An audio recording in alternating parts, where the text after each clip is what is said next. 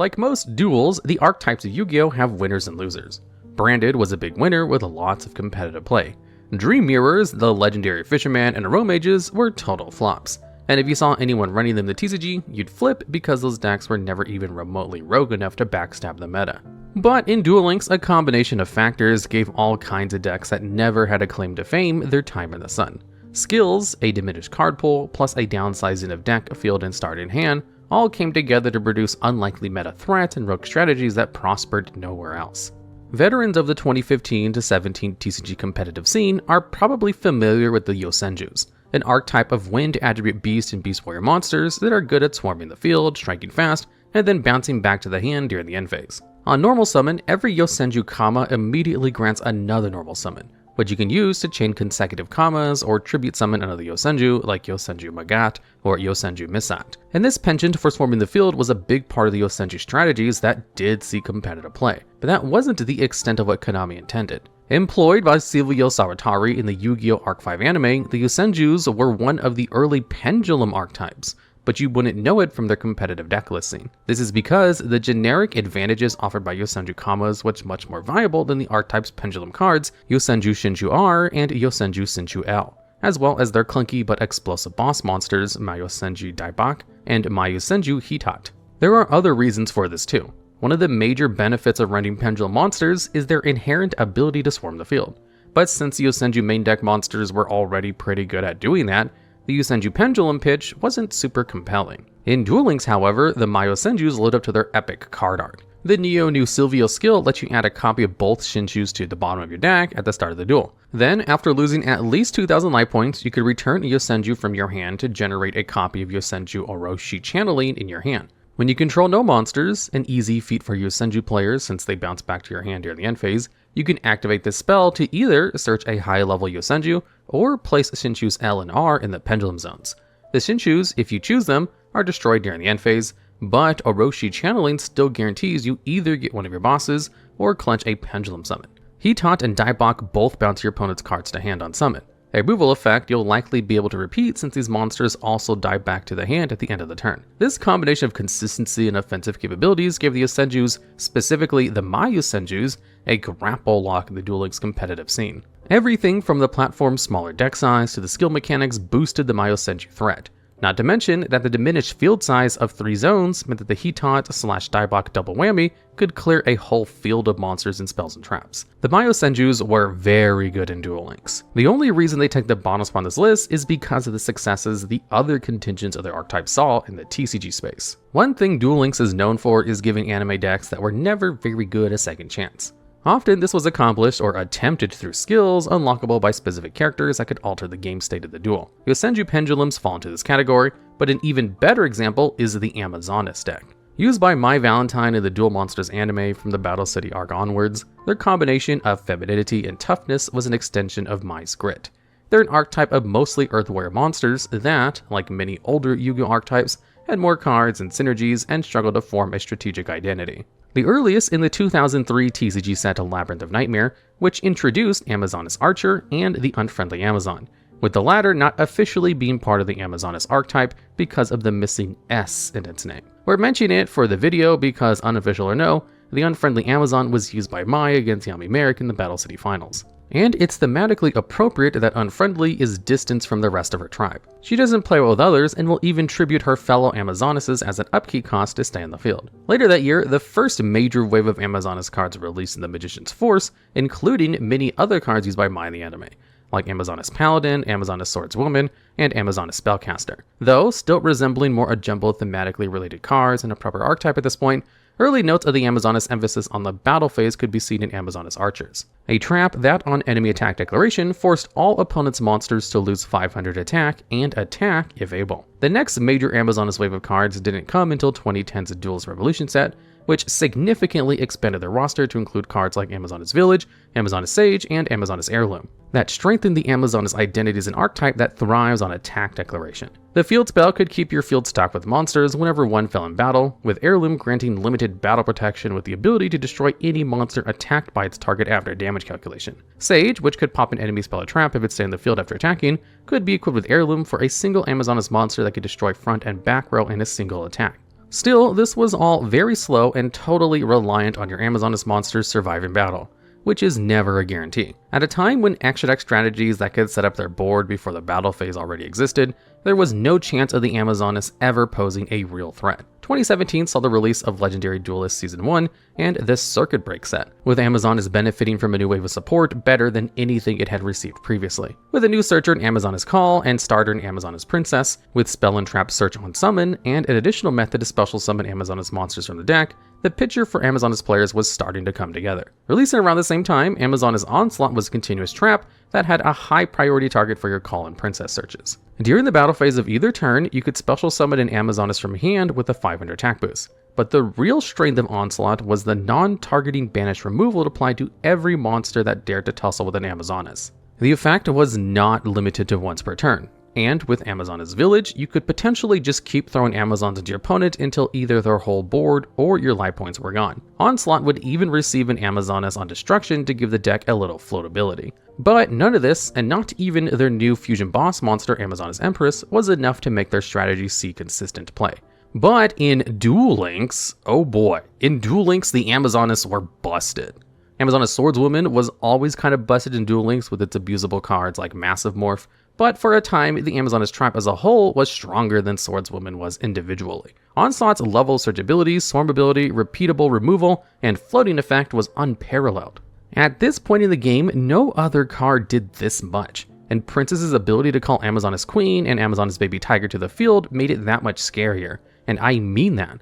This deck was crazy. Although time would pass and erode the strength of the Amazoness as the ceiling of what you could accomplish during a Duel Links main phase expanded, thanks to the 2022 set Darkwing Blast and Battle Legends Crystal Revenge, the Amazoness cards may still see a return in the Duel Links competitive space. The Drytron archetype of Space Dragon aesthetic machine monsters did, well, not the impossible, but definitely the unlikely, and made ritual monsters good. That's why we're not talking about Drytron for the number 8, and instead a related archetype. Yep, it's time for no one's favorite archetype of water attribute Space Bears, and hey, if Ursarctics are your favorite archetype, leave a comment. They could use your support because cards currently in print have not been enough. But enough silliness, as mentioned, it's Space Bear time. Ursarctics debuted in 2021 in the Ancients Guardian set alongside fellow archetype and future candidate for more videos of this topic, the Ogdoadics. Ancient Guardians released most of the currently available Ursarctic main deck monsters, which consisted entirely of level 7 and 8 monsters that made up for their high level by all having the ability to special summon themselves from the hand by tributing a high level monster from your hand. The level 7 McBearers would be summoned first and had effects of allowing you to search or recur resources to recoup their summoning costs, and then the level 8 Megas could be subsequently summoned, and when specialed while you control another Ursarctic, they got access to their offensive effects to pop cards or banish from the graveyard. While the archetype-wide access to a special summon is a nice consistency boon, ultimately the Ursarctics were very resource intensive, both in their cost and in their rigidity. You can't just tribute any monster from your hand to play an Ursarctic. It has to be a high level monster, meaning you're gonna have to run a lot of these bears in your main deck to mitigate the chances of bricking. The first Ursarctic synchro monster players got access to was Ursarctic Bally. In addition to being adorable and activating archetypal field spell Ursarctic Big Dipper from the deck, more on that in a second, Bally is also the only level 1 synchro monster in the game. Normally impossible, the Ursarctic synchro mechanic is a little bizarre. Bally can be summoned by a tuner and a non-tuner monster with a level difference of 1 to the graveyard. It can also tribute one level 7 or higher monster to bring another Ursarctic out from the graveyard to the hand or field, an effect which synergizes with Big Dipper, which lets you banish an Ursarctic from your grave in place of tributing once per turn. Basically, this means Bally will set up your Big Dipper and one of the level 8 Megas. Finally, by meeting the outrageously specific summoning requirements of spending 2 monsters with a level difference of 7, where one is a non-tuner synchro and the other is a level 8 or higher tuner, the archetypal boss monsters Ursarctic Septentrion and Ursarctic Grand Chariot can be brought out. Septentrion has the floodgate of negating the effects of Xyz and Link monsters summoned from the extra deck, and once per turn can search an Ursarctic card when your opponent special summons. Grand Chariot pops 2 other cards in the field on summon, and contribute 1 monster from hand or field to negate an effect that targets an Ursarctic once per turn. This was all cool, but still resource intensive. 2022's Battle of Chaos brought the continuous spell Ursarctic Radiation to give the deck more gas. On activation, Radiation gains 7 counters. Whenever an Ursarctic is special summoned, you can remove a counter to draw a card. And this is not once per turn. If you can summon 7 Ursarctics, you can draw 7 cards. During the end phase, you can also shuffle an Ursarctic from grave back into the deck. Drawing 7 cards is bananas, but radiation relies on no disruption to both itself and your other cards in order to function. For the TCG, it wasn't enough. Duel Links though, Duel Links is different because in Duel Links, Ursarctics thrived. The smaller main deck size helped squash the archetype's breaking problem, and the smaller playable card pool and hand size gave players a better chance of realizing Radiation's full potential. The format's smaller extra deck size and skill requirements often also caused players to commit to one type of extra deck monster, giving Xyz and Link-focused decks less tools to work around Serpentrion's Floodgate. Hey, you know what card isn't super good in most formats? Ukazi, the normal spell that burns your opponent for 800 damage. Unfortunately, this spell didn't release until 2020 in Duel Links, because if it had been around earlier, it would have gone on like a house on fire. That's right, number 7 on this list belongs to Taya Burn. This is an early days Duel Links deck that was eventually nerfed pretty hard, and then even harder once burn damage in general received a near blanket nerf in September 2019. Since Duel Links has a lower starting life point value of only 4,000, that effectively doubled the relative strength of your burn cards. In time, Konami made the decision to have many instances of burn damage in Duel Links to bring those cards more in line with their intended power scale. But before that, and other specific nerfs to Taya Burn, this FTK deck could end your opponent before their first battle phase with devastating consistency. Key to this was the combo of Restructor Revolution and Cub of Ace. Restructor could burn your opponent for 200 times the number of cards in their hand. Played as your first card, that's 800 damage and almost a quarter of your opponent's life points. Except no, it's actually 1000 damage, because Taya Gardner has a skill, Duel Standby, that lets both players begin the duel with 5 cards instead of 4. Cub of Ace lets you flip a coin. On heads, you draw 2. Tails, your opponent draws 2. With Taya Burn, the impact of losing a Cub of Ace call was offset by the punishment Restructor Revolution would inflict for drawing those extra cards. With Cub of Ace and Restructor Revolution, once upon a time both playable at 3 copies, you could easily play 2 Cub of Aces. Win one and lose the other, then play as many Restructor Revolutions as you can to burn your opponent for 1400 damage each instead of 1000. And if you don't get that sweet extra Restructor burn, you're drawn into maybe more cards to burn your opponent with, maybe more Restructors. Maybe less vital but still useful were cards like Goblin Thief and Hinotama. In Taya Burn, Hinotama actually saw play. To repeat, Hinotama actually saw competitive play. Taya Burn players would often run a smattering of monsters for Duel Links when luck wouldn't let them FTK. Gravekeeper's Curse, which burned your opponent for 500 on summon, was a common pick. You might also see cards like Cobra Jar and Lady Assailant of Flames. Even a gutsy Big Shield Gardna set in past play. Card of Sanctuary was another way of digging out those Restructor Revolutions and Ace Cups. A Gravekeeper's Curse already summoned need not stick around and worked well with a Sanctity banished fodder. Before the big burn nerf in 19, Taya Burn was hit with its own targeted nerfs. Restructor Revolution was fixed to 1 copy. Cub of Aces knocked down to 2. Eventually, even Duel Standby skill would lock you out of activating effects on your first turn. You can still make burn strategies work in the modern game, but Taya Burn is an important artifact of Duel Links history. It's a deck that could only exist in Duel Links, and there it thrived, basking in the molten glow of repeat Hinotamas and alive with the spirit of Restructor Revolution. One thing Duel Links and the TCG have in common is a concept of meta health. How many decks are dominant? Can road decks be viable? This state of the meta is healthiest when duelists have room for creativity in their deck building, and at its worst when players must adopt one overpowered strategy if they wish to seriously compete. We're not talking about decks that are relatively strong for a little bit. That can actually be kind of healthy by making anti-meta decks viable. No, we're talking about the fabled and dreaded Tier 0 meta, and how it came to Duel Links. In the early days, the game was much simpler.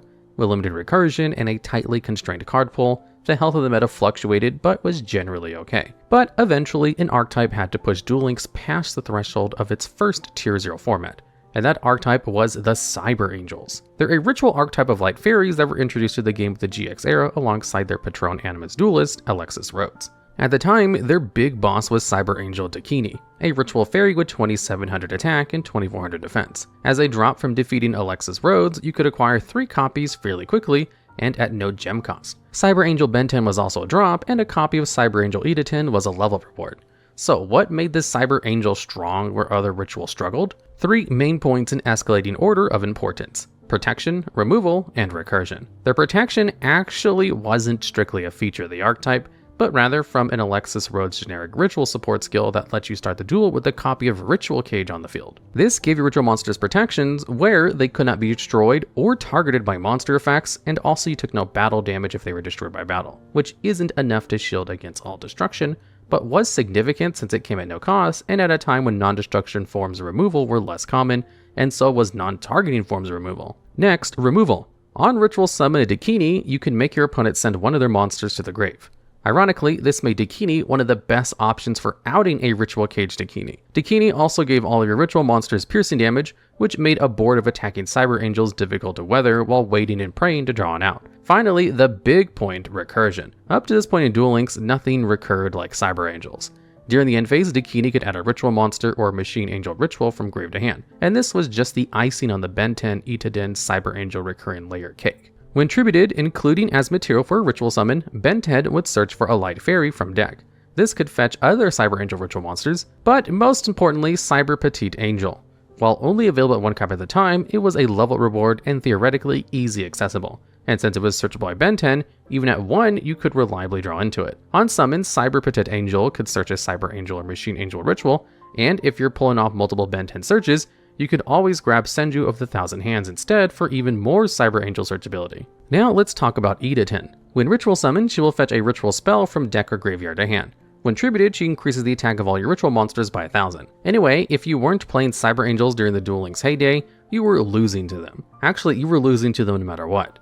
They're on this list for being Duel Links' first proper tier 0. But they'd probably be higher if Cyber Angel Ben 10 hadn't seen oodles of play in the competitive TCG. But that was mostly for its easy access to Light Fairy Search, and not because of its function within a dedicated Cyber Angel deck. Fighting the competition to claim number 5 spot on this list are the 2 different Duel Links strategies revolving around Yubel, Terra Incarnate. This finicky level 11 Fiend has 0 attack and defense, and must be special summoned by its previous form, Yubel, a level 10 Fiend that has 0 attack and defense. That's a lot of hoops to jump through for a monster with no attack, but don't worry, it gets even hoopier. Yubel can't be destroyed by battle, takes no battle damage, and when an opponent attacks them, damage is inflicted to your opponent's life points equal to that monster's attack. These protections would make Yubel a pretty good wall if you didn't have to tribute another monster during your end phase to stop them from self-destructing. What's funny is you actually want to destroy Yubel, only not by their own effect, because when they're destroyed in any other way, Yubel Terra Incarnate is summoned from the hand, deck, or graveyard, and Terra Incarnate is much better than the original one. For one, you no longer have to tribute to keep them around. Instead, Terra Incarnate keeps all Yubel's protections with the added effect of blowing up every other monster on the field during the end phase.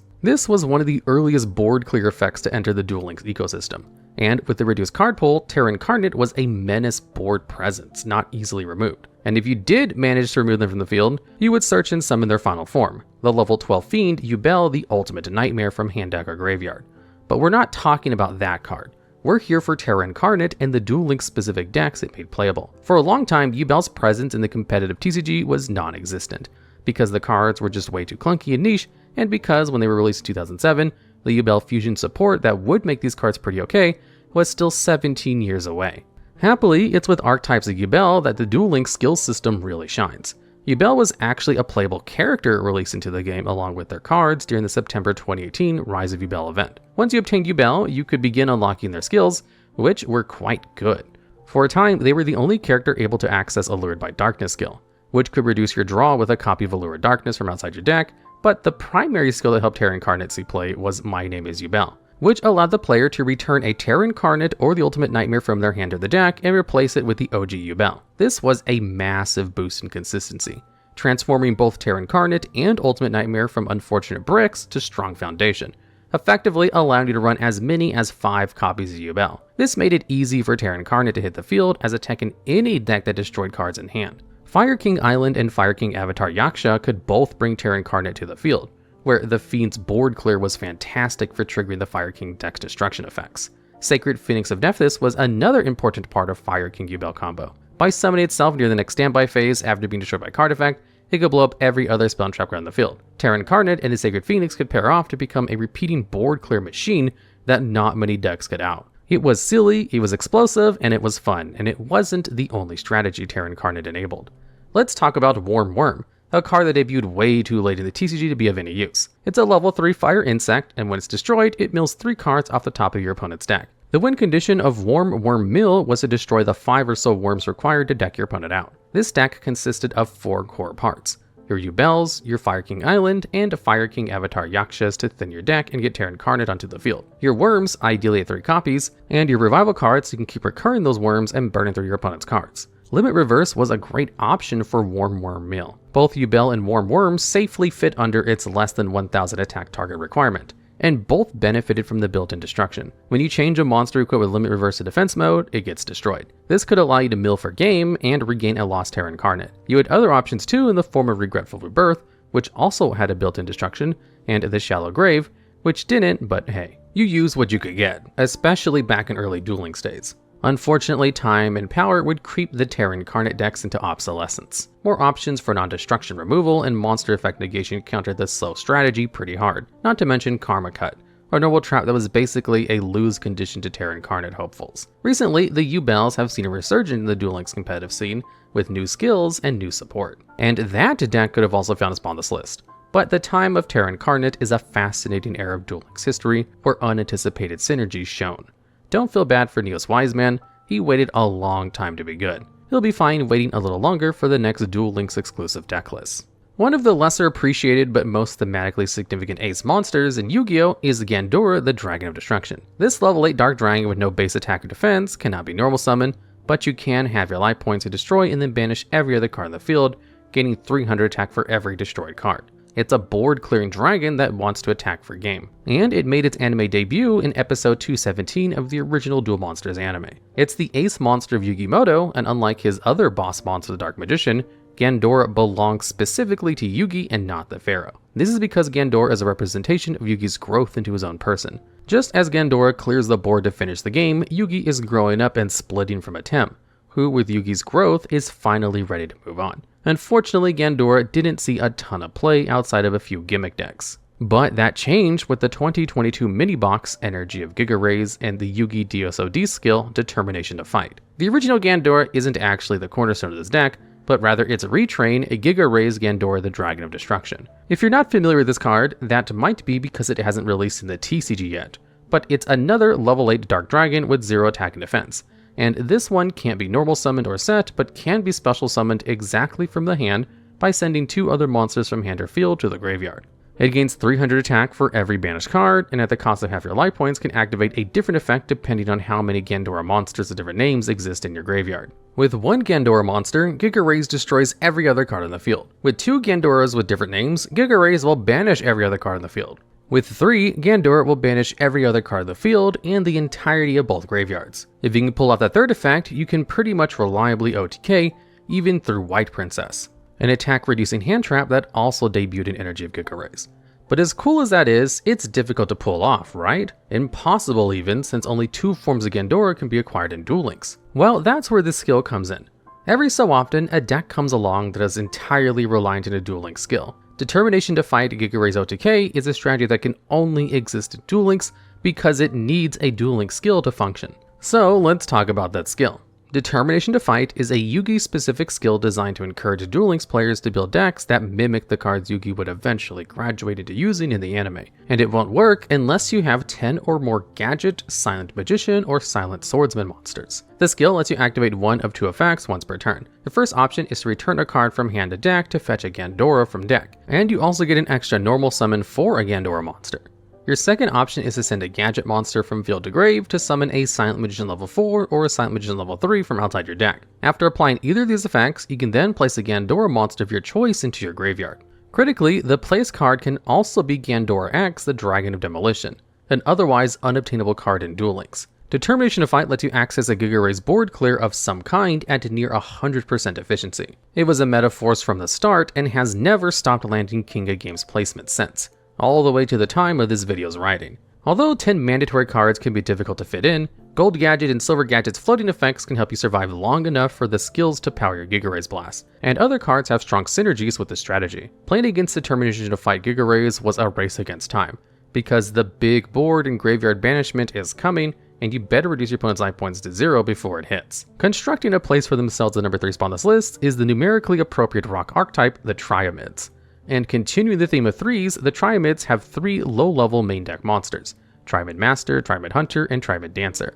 They each have individual effects to help you gain advantage, but the one they all share is that during your opponent's turn, they can target a Triamid field spell you control and send it to the graveyard to activate a different Triamid field spell from the deck. This can really slow down your opponent's plays while powering up your Triamid Pulse, a continuous trap that can banish a combination of 2 rock monsters or field spells from your grave to fire off one of its effects. Effect 1, target and destroy a card in the field. Effect 2, summon a rock monster from grave in defense position. Effect 3, reload 3 field spells from grave to deck, shuffle, and draw 1. Importantly, these effects are not once per turn, meaning as long as you have rock monsters and field spells to banish, you can keep the removals and revives coming. But what do the Triamid cards do as individuals? Triamid Dancer can shuffle a Triamid card from grave to increase attack and defense for your rock monsters by 500, and is the least vital of the Triamid main deck monsters. Hunter gives you an extra normal summon of a rock monster, and Master lets you send a face-up Triamid card to the grave to target and destroy a set card. For the field spell, Triamid players shift between King Golem, Fortress, and Cruiser. King Golem is your offensive field, granting all rock monsters plus 500 to attack, and locking your opponent out of activating cards and effects until the end of the damage step upon a Triamid attack. Finally, King Golem, when sent to the grave, specials a Triamid monster from hand, an effect that can be triggered during your opponent's turn by the field cycling effects of your Triamid monsters. Fortress is defensive, granting rock monsters 500 defense, and giving your Triamids immunity to destruction by card effects. When sent to the graveyard, Fortress adds a Triamid monster from grave to hand. Cruiser helps you dig into your deck. When a Triamid is normal summoned while Cruiser is active, the player gains 500 life points, draw a card, and discards one. When Cruiser is sent to the graveyard, you can add a Triamid monster from deck to hand. Triamids have always been oppressively good in Duel Links since their initial release in 2019's Guardians of Rock mini-box. A little over a year later in August of 2020, with the Arena Sanctuary mini-box, they would receive a strong main deck boss monster in Triamid Sphinx, a level 10 Earth Rock with the baseline stat of 2500 even. While you control another Triamid card, Sphinx gains 500 in both stats for every unique field spell in your graveyard, and is the only monster your opponent can attack. It must be special summoned by the effect of a Triamid card, but it has its own effect to special summon itself from your hand when a Triamid card is destroyed by effect. Triamid loading would continue to boost Triamid consistency when it released into Duel Links through the 2023 Pulse of Quasar mini-box, and they synergized well with the other cards like Terraforming and Organic Guardian. In the TCG, Triamids may have lacked the punch and speed to keep up, but in Duel Links, they not only kept up, but forced duels to happen at the pace they favored. When you saw your opponent play Cruiser or normal summon Triamid Hunter, you braced yourself for a long game. Whatever moves were yours to play, the Triamids are ready to respond during your turn. It's a land of mania and mayhem. Welcome to Toon World. It really makes sense that the number 2 spot on this list belongs to the Toons. The reasoning might be a little silly, but isn't that the point of Toons? Well, some might say the point of Toons is to bypass your opponent's monster deck directly for game, but those probably also participated in the Duel Links World Championship of 2017, so maybe we should listen to them. Despite their jolly and playful aesthetic, the fate of the Toons in the TCG has been quite tragic. Toon Table of Contents saw playing decks like Magical Library FDK, but that was just because it was a self-search that wasn't once per turn. In a tear-jerking twist of fate, even more sad than when Pegasus stole Yugi's Summoned Skull is the fate of the resulting Toon Summoned Skull, which nobody wants to play with. Nobody except Duel Links players. Back in 2017, Duel Links increased the level cap of Duel Monster Era to 40, which introduced the field spell Toon Kingdom. This card was adapted from some of the original Toon World's anime effects, including giving your Toons protection from targeting and from destruction by battle or card effects, at the cost of banishing the top of your card face down each time a Toon circumvented destruction. Toon Kingdom was a major boon to early Toon decks and Duel Links by solving the major issue of Toon frailty. Between Toon Mermaid, Toon Summoned Skull, Toon Dark Magician Girl, and the Toon Rollback card, it wasn't hard to fill your field with enough Toons to go for a game, but to compensate for this vulnerability, many Toons suffered from summoning sickness, which gave your opponent ample time to clear them before the big attack. That got a lot harder with Toon Kingdom. If your opponent wasn't running backward removal, they were cooked. Toon Kingdom was so vital to the strategy that cards like Field Barrier and Magic Reflector saw play. Because the Toons of Mermaid and Skull didn't eat up your normal summon, duelists could make use of Planet Pathfinder to make sure they had access to this all-important field spell. Toon Dark Magician Girl is distinguished among Toons, being one of the few that doesn't have to wait a turn before attacking directly. Comboed with Duel Links' 4,000 starting life points and Toon Rollback, a spell that lets you give a Toon you control a second attack during the battle phase, Toon Dark Magician Girl was capable of ending games quickly. Perhaps recognizing the strength of this card, it was pretty hard to get. The third Welcome to Toon World event ran from April 20th of 2017 and concluded on May 2nd, and if you're playing back then, you could obtain one copy of Toon Dark Magician Girl from the event. Then you were pretty much out of luck until the card got added to the ranked ticket pool in 2021, unless you wanted to burn an SR Dream ticket. Toons would receive some inadvertent support in the form of Red Eye's Toon Dragon, which was included in 2019's Return of Red Eye structure deck. Later that year, Toon Dark Magician would become available. Together, these Toons let you search from the deck and special summon from hand. When Toon Dark Magician Girl was made more widely available in 2021, Toon saw a brief resurgence. The Blackstone of Legend could summon a Red Eye's Toon Dragon from the deck, which could then activate its effect to summon Toon Dark Magician from hand. Toon Dark Magician could discard a Toon card to special summon Toon Dark Magician Girl from your deck, or search Toon rollback if you already had a copy in hand. Red Eye's Toon was easily capable of catching an opponent off guard and ending a duel in one turn, but it wasn't until 2023's World of Barian mini box that they got a proper reboot. Toon Bookmark and Toon Page Flip would bring more ways to get your Toons out of the deck and onto the field, and with Toon Harpy Lady providing backward removal and a new Summon Sickness immune attacker in Toon Blackluster Soldier, cute and cuddly or no, this deck was also fast and aggressive, and that's without talking about the new Toon Vitation skill. First off, this skill let players normal summon Toons without tributing, but locked them out of summoning most other monsters. In a nod to Pegasus' strategies and Ace monsters, players could still summon monsters originally owned by your opponent and monsters with a 0/0 stat line, like Relinquished, but mostly Toon Vitation monsters stuck to Toons. Also, once per turn and twice per duel, you could return a card from hand to deck to replace it with a free copy of Toon World. Basically, if you were a Toon player disillusioned with your favorite archetype's performance in the TCG, the fun never ended in Duel Links. For your opponent, however, things would end quickly, like at the sharp end of the blade of your Toon Blackluster Soldier. And finding a place to flourish at the number 1 spot on this list of decks that only saw play in Duel Links is an archetype of sunny plant monsters that will nevertheless cast a cold chill over the heart of any longtime Duel Links player, the Aromages. Aromage was and remains one of the easiest decks to build in the game. Even though it's not the meta force it used to be, if you're unprepared to both remove a ton of back row and stop your opponent from drawing a fiendish amount of cards, you could easily find a hard matchup against these magical Grove Tenders. Many of the most important Aromage's cards are actually available from the card trader. Most other cards you'll want for the dedicated Aromage strategy can be obtained from the Fortress of Gears mini box, with most of them being low rarity anyway. Let's look at some of the key players and combos. While you have higher life points than your opponent, Aromage Jasmine will give you an extra Aromage normal summon, and once per turn lets you draw 1 when you gain life points. With higher life points, Aromage Rosemary locks your opponent out of activated monster effects on attack declaration of plant monsters, and once per turn you can change the battle position of a monster if you gain life points. The Aromage Guardian Field spell is an important facilitator of these effects. Once per turn, while you control an Aromage monster, you can gain 500 life points to make all monsters you control gain 500 attack and defense until the end of your opponent's turn. Also, you gain 1000 life points whenever one of your Aroma monsters is destroyed. This helps you keep ahead in life points to juice the effects of your Aroma monsters. Early Aromage decks were often focused on summoning Aromage Bergamot, a level 6 fire plant with 2400 attack and 800 defense. While up on your opponent in life points, plant monsters get piercing damage, which combos well with Rosemary's battle position manipulation. Additionally, once per turn, while your life points increase, Bergamot gains 1000 attack and defense until the end of your opponent's turn. That means that if you activate Aroma Garden when you control Bergamot, you get a 3900 attack beat stick with piercing damage, plus whatever defenses are provided by cards like Rosemary in the back row we haven't got to yet. When Bergamot was released on November 17th way back in 2016, this was cracked plus. Opponents were quaking. It was not uncommon to experience watching your opponent decide to scoop or disconnect after just a Jasmine normal summon, unwilling to commit to the bleak reality of the duel to come. The deck has evolved with the meta since then.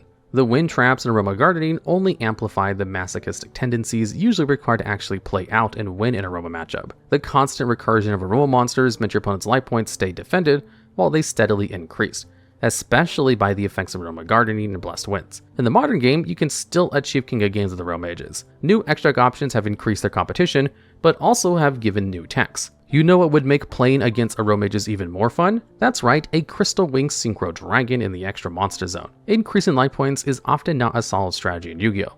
You'll never win by just increasing your life points, and many cards you may want to play require massive payments of half your life points that will scale with an increase anyway. This is probably a big reason why Aromages never saw competitive play in the TCG. That, and having access to just so many ways to break your opponent's back row. But in Duel Links, this deck was scary.